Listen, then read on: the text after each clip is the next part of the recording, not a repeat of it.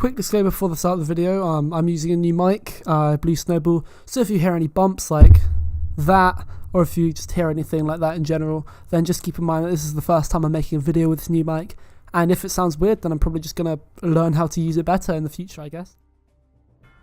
What's poppin', guys? Welcome back to another Unknown Gaming video, and I finally got a new mic, so it's really good. I like this mic so much. It's a Blue Snowball, and I've got the proper mic stand, the proper pop filter, so I think it sounds pretty alright. Of course, today we're going to get into making our Chinese themed roller coaster, not roller coaster, flat ride, as you can see by this little bit of footage here. So yeah, I'm just going to invite you to sit down, get some popcorn, get a little bit of fried chicken if you have it. It's only 10 minutes long, so you might not have enough time to eat some fried chicken, but if you do that, then you do you. And yeah, just sit back, relax, and just get into this video. If you wouldn't mind liking or subscribing, that would be pretty epic too.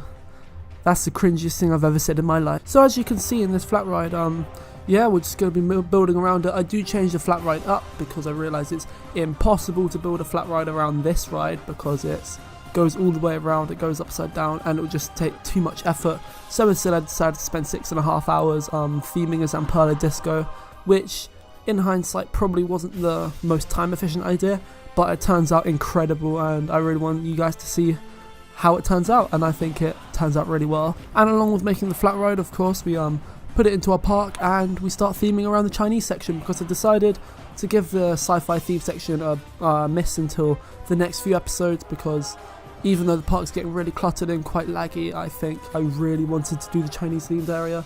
That was just the thing that I've always wanted to do ever since the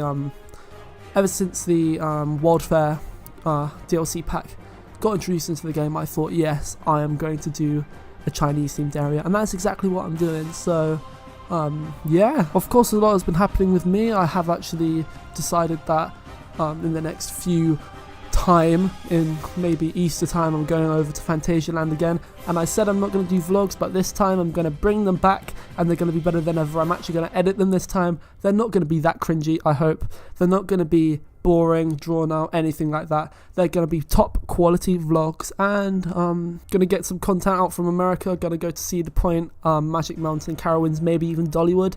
We'll see what the arrangements are. But yeah, maybe going to get some content out from there, some reviews, some vlogs, and just have an amazing time. So stick around for that, but stick around for the rest of this video, because we're getting really far into the construction of this ride, and it turns out amazing. Along with going to Fantasialand in the Easter, in May we're going over to Liseberg, of course. Gonna get some vlogs done from there, again, actually edited, actually produced well. Can't wait to ride Helix again. I only managed to ride that once last time. I made my thoughts very clear on that ride in the video. It's not too intense, not too extreme, but it's such an amazing ride. I can't wait to go ride it even more, because hopefully when we go there won't be too many crowds, because the school terms work so that we have our term, like our half term, a little bit before they do. So we're going to go there, going to ride Helix a lot, going to ride Boulder a lot. Not too keen on that ride, but we'll see how it is in the front row. Gonna ride Valkyria again, Loki, Mechanica, all of them great rides. It's gonna be amazing. And I think the priority for this year is, along with studying for my GCSEs, because I've got school and all that, but you know, school's for losers, you get me? I'm never doing that again. But along with schoolwork, I am going to try and do more YouTube stuff, because I like doing this YouTube stuff. It's pretty cool. I did invest in a new mic, and I do like the mic, so yeah, going to be trying to put out some new content, trying to hit 150 subscribers by the end of 2019. Let's make that a reality. It's probably not going to happen, but fuck it, let's make it a reality. And overall, I'm just going to make 2019 a good year for me, because 2018, as some of you that know me personally might know, wasn't really my year, and 2019 is just going to be the best year I've ever had. It's going to be pretty cool. I think it's going to be pretty cool anyway. So yeah, we'll see what we can make of this year, what I can put on this YouTube channel, how many more Planet Coaster videos I can make before my game crashes, because there's so much stuff in my park, and just see what we do.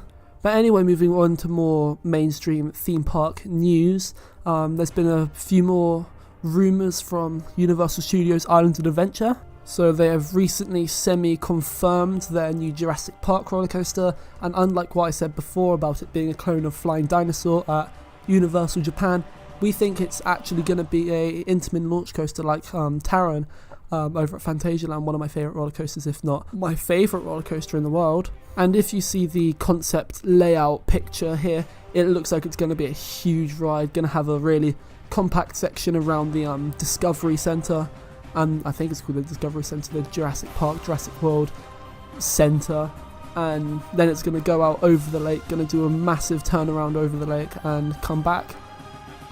It looks amazing. It looks like it could easily be one of the best roller coasters in America. If it's like Taron, it can easily be one of the best roller coasters in the world, at least for me, because I love Taron so much. I mean, it's got so much airtime, so many laterals, so many amazing transitions, so many amazing turns, some G-forces. The launches are just incredible, and I don't think there's anything quite like it in the world. So I think if Universal do it, maybe add a lot of theming like Phantasialand did. I don't think they'll go to the extent as Phantasialand did, because that was just mental. But if they add a lot of theming, some dinosaurs around the ride, some dinosaurs in the queue line, that's going to actually have a pre-launch section where it's going to have a pre-show. So that's going to be pretty cool. I love me some pre-shows. But I think it's overall going to be one of the best roller coasters in the US. I know at the moment the best roller coasters are a lot of RMCs, not many Intamins at the moment.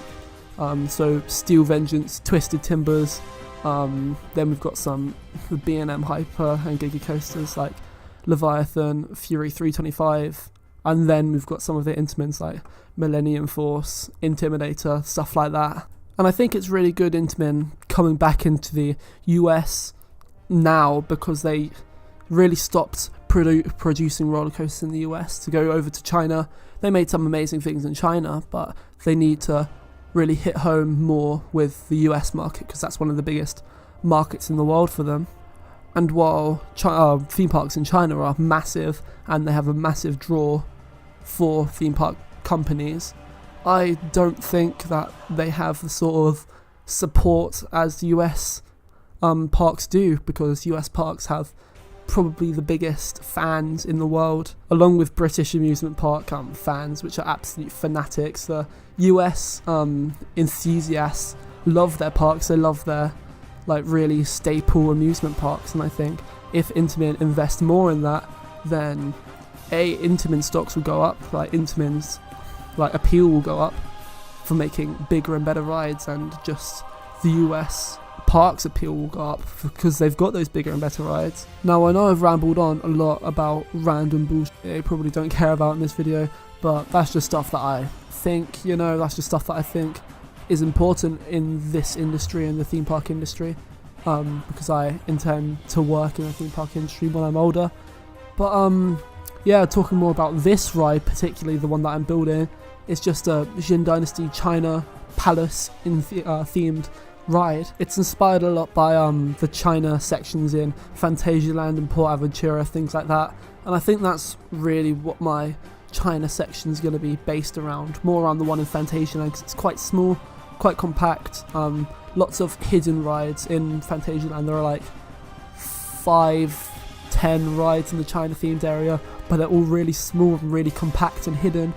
And funnily enough, when I went there the first time, I didn't actually see any of them, I didn't actually go on any of them. Something that I do intend to change when I go there again, because obviously we didn't spend that long there. We're actually in the park now, but didn't spend that long there when we went there in the summer. So when we do go there again, we're going to spend 2 days there, 2 full days, because we only spent like from 10 to 4 in the afternoon when we went there last time.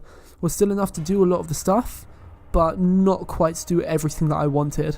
And that's going to change. We're going to go do a lot of the stuff. We're going to do the fun house. We're going to do Black Mamba, Taron, of course, a lot of times. If Fly's open, we're probably going to go on that. And yeah, just do everything we can, because that's really the reason why I love Phantasialand so much, is because it's so densely compact with loads of stuff to do, and I just think it's one of the most magical and incredible places on earth. And that's what I want to try and make this park, is just a really compact, really densely packed park, and one of the most magical places you can go to. And yeah, just make it a really good day out, because in the end, in this game, I don't really care about making like floating islands, and I don't really care about making massive fire-breathing dragons with animation that can breathe fire or something. I just want to make a park that I personally would love to go to and spend my time there, and that's all that I really want to do in the future. So yeah, I think it's a pretty good way of expressing like what you'd want. And that nicely brings us to the end of the video. If you stuck around for this long, then thanks for watching. See you next time. Remember to like, subscribe and comment. Comment some very nice things. If you want to comment something negative, then go ahead, I don't really care. And yeah, see you in the next video, I guess.